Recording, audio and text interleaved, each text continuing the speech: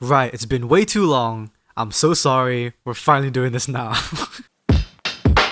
Genesis. Hi, my name is Genesis, and today I'm going to be breaking down my sound design for Yoked and I's song called Centerlink? Centralink. Bruh, Centerlink. Oh my gosh. Those of you that might have known already beforehand, this song was originally sent into one of MOONBOY's challenge streams, and it was to make a song out of horror samples that he sent to us. We got Genesis. I'm feeling this one a lot.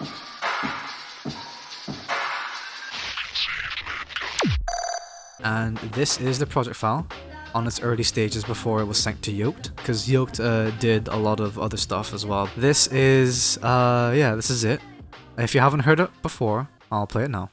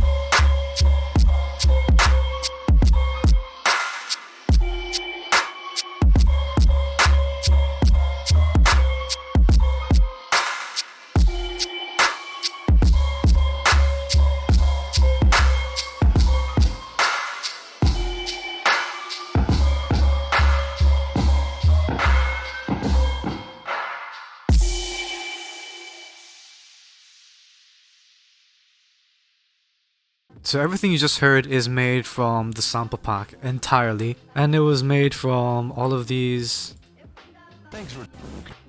effect sounds.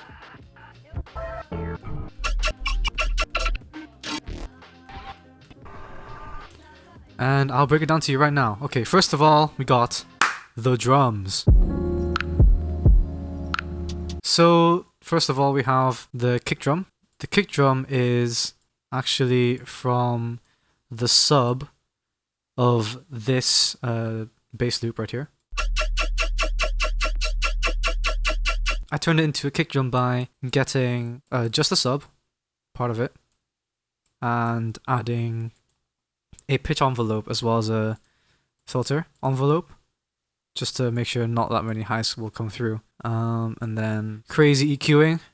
This is not normal, but yeah, we got some saturation, some hard saturation to make it sound crunchy. Compressor to give it more of that click. Overdrive for those high ends. Frequency shifter just to tune it up a little bit. Again, more crazy EQing. Don't know why I did it, but whatever.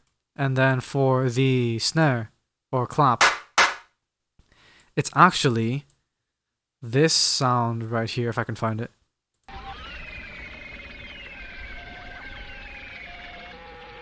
Wait for it. Right here. It's that noisy part. So what I did was I took only the noisy section and pitched it up as far as I could, like crazily high. So it sounds like this. And then I did an EQ to accentuate the clap kind of frequencies, so like 1000 hertz around about there. So there it is. and then the heavy saturation to give it that distorted, thwack. Reverb to give some space. And then this washout rack is for the variations where it does the... Yeah, that stuff. Really cool.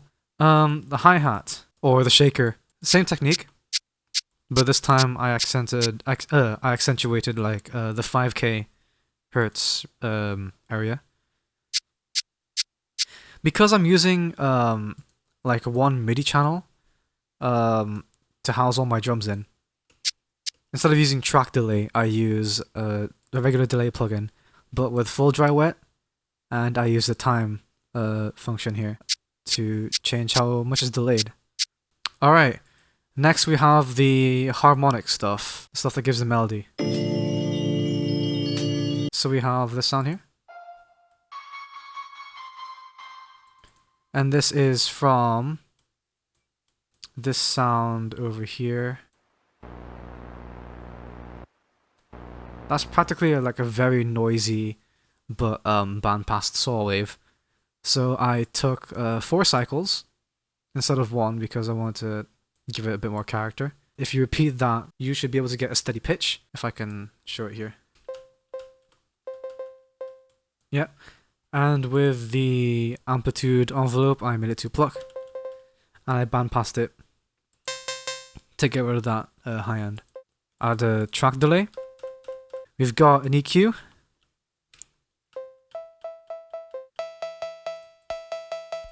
Yeah, this is just to tame the high ends a little bit when you apply the OTT.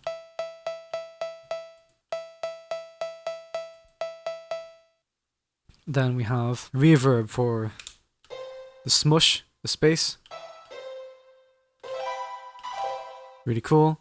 We got a bandpass, but a very harsh bandpass. Then we've got a frequency shifter, and that is for when it's pitching up around about here. You can see the automation going. Then we've got a tuner, that was for when I was making this sound at the very start, and it just got pushed up in the end here. We don't need it. Get out of here. Okay, then we got the main sound over here. And it's from the same 4 cycles. First of all, we have track delay, of course. Also, it sounds a little bit different because we've added more of a aggressive peak on the filter here. Kind of distorts it a little bit, which is kind of what we want. Pretty cool. We then got a frequency shifter. Just give it some, I don't know, weird movement. But this effect really comes into play when you add the vocoder.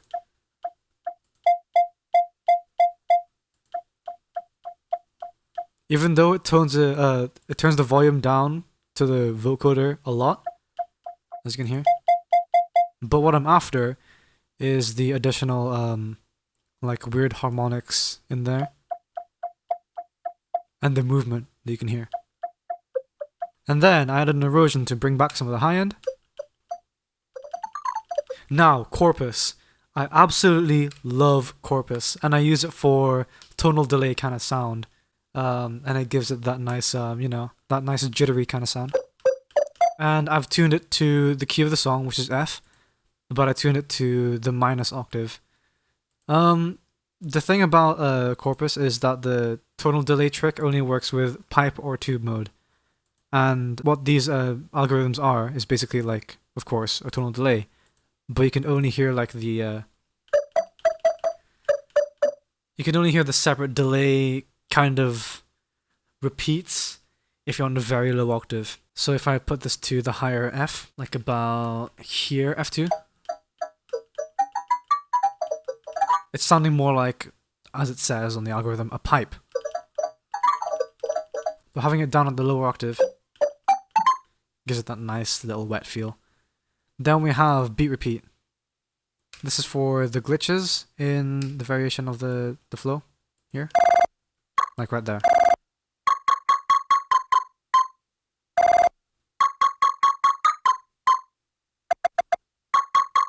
We've got an OTT for sculpting the sound.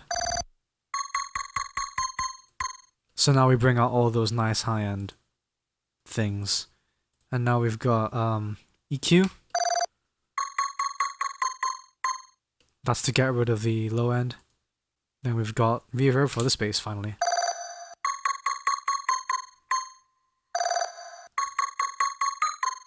Alright, let's move on to the basses. Here we go. Okay, so this sound here actually comes from this sound here.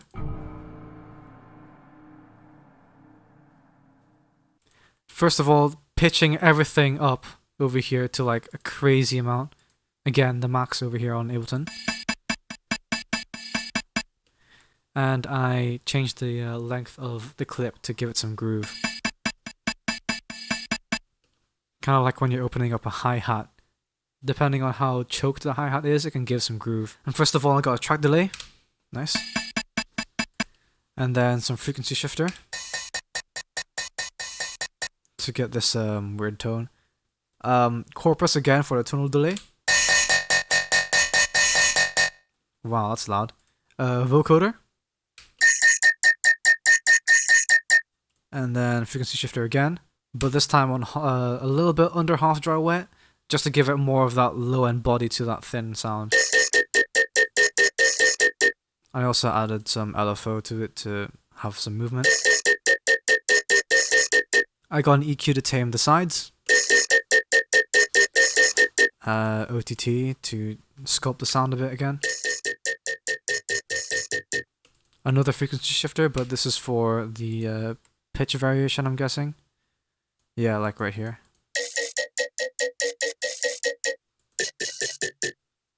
Yeah. Then we've got an EQ to get rid of the low end. And also to give it that nice volume boost. And then I used a flanger for some nice movement. Some nice jittery kind of sound. Really cool. Vocoder again to change the way it sounds. To make it sound like this. Because why not? OTT again. What was I doing? Oh my gosh. OTT again to sculpt the sound. And then frequency shifter to pitch it down over time. Nice. Corpus for some more tonal delay. And then an EQ to tame the sides. Pretty cool. And then we've got this sound over here.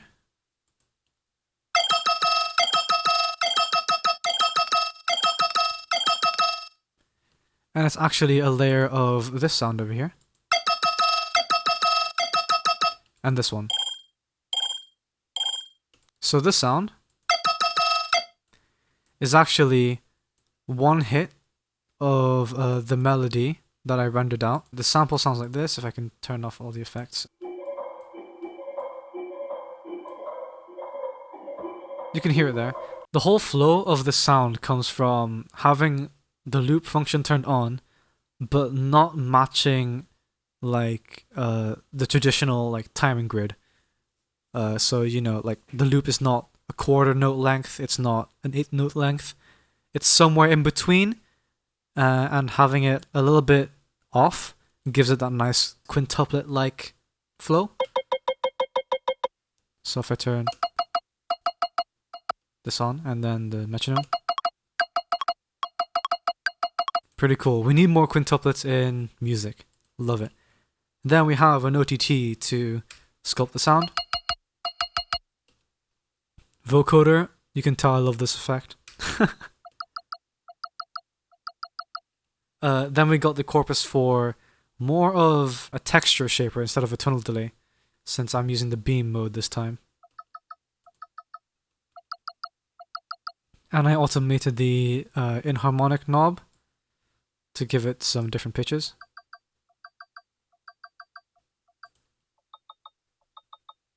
Pretty cool. And I also did the same for the format knob on the vocoder. So we can have like 4 different sounds there. Flatline to crush the sound to bits. Then we got saturator to give it some distortion and harmonics. Vocoder again to change the tonality and to tame it a little bit more. EQ to get rid of the low end. And corpus, but this time again it's for the tonal delay. But I automated the decay to give it some more groove. And then we got an erosion to give it some more high end, which will then be brought out more by the OTT. Then EQ to take out the low end given by the OTT. Then we got a track delay, EQ to tame the sides, saturator for some harmonics, reverb for some space, which will then be brought up by the OTT. That's that sound done, and then we have this one. And it's basically, what is this? Okay, yeah, it's another bit of the melody, but with a frequency shifter. Wait, that's doing absolutely nothing. I mean, it's doing something. Whatever, we're keeping it. Then we have an OTT to sculpt it again a little bit more. Vocoder to change the shape. This time with an increased formant to give it a higher pitch. Track delay, erosion for the high end. Corpus for the tonal delay. This is a very slight one, but I imagine it'll be pulled up by an OTT later. Right here. EQ to get rid of that resonant peak there that's already been taken by the sound above. And then we have frequency shifter for the pitch over time. And then the sub over here. The sub actually comes from this sound here. I got 2 cycles of that triangle wave that's in that sound there, and then I pitched it down. You can barely hear it at the moment. But all I did is I added a filter just to get rid of some high end, because I believe it got brought out by some compression later. And because from the waveform you can see there's 2 signals here, that means it's stereo. I took the left signal only, compressed it because it has an attack on it. I want to make it sound a little bit more uniform. Erosion. And then this is where it gets loud. Saturator for that nice mid harmonic and to crunch out this sound completely. And then we've got track delay. And then we have sidechain from the kicks. Next we have the sound effects. The zap. The zap was actually from the sub.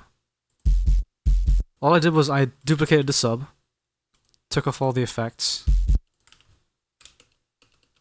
and made it super loud. I ensured that it was just like one constant tone.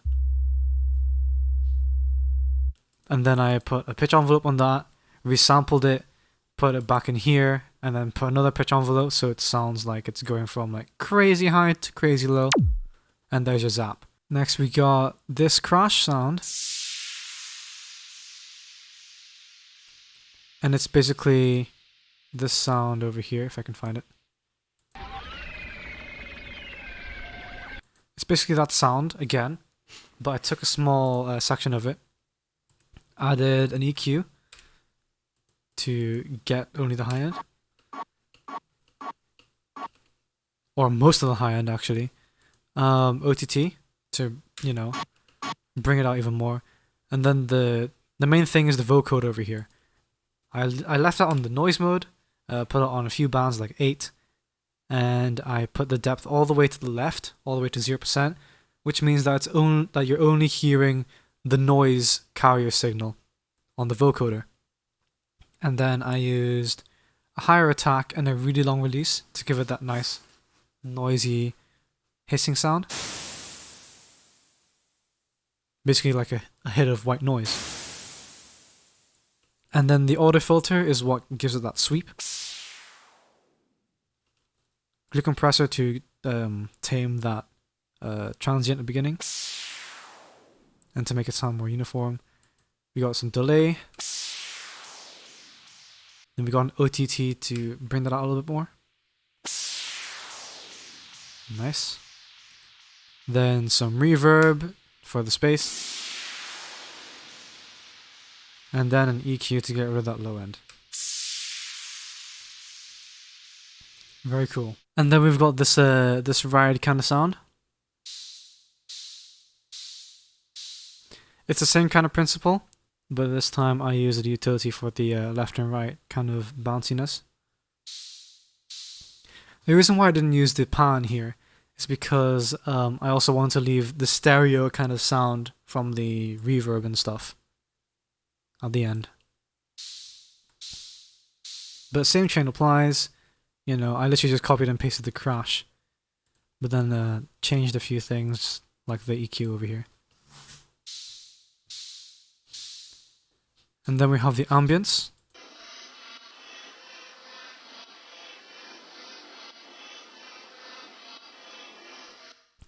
What I did essentially was I time stretched it.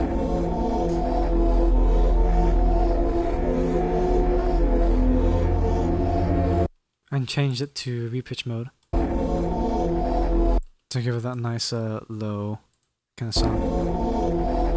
And what I was after was that pulsating sound that you can hear on the high end. And I thought that sounded pretty cool.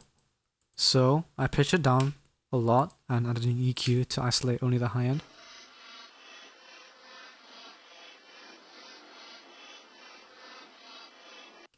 And then the reverb for the space.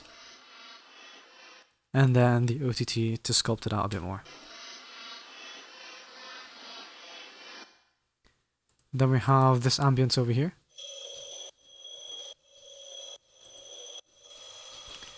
What it is this sound here. It just sounds like rumble at the moment. But it's from the sound. And all I did was I pitched it down a lot. So the sound was made from this thing I noticed from frequency shifters, where if you stack like multiple frequency shifters with the lowest kind of value of shifting you can have, you can isolate these cool like high-end artifacts that can be made from anything, even if there's only sub or like only like rumble. I don't know how it happens, but it's pretty cool. So you can hear there already with just one, we get this interesting like plate scratchy kind of high end, which I like. And then I bring it out even more with more frequency shifters. Pretty cool. And then one more, but just a little bit, not too much this time. And then I got some reverb to, you know, stretch out the sound, just to smear it out a little bit. This frequency shifter is for the pitch variance in between drops. Then the thing that ties it all together is this OTT, because it brings out everything. And then we have the EQ to tame everything out. Then finally we have this riser.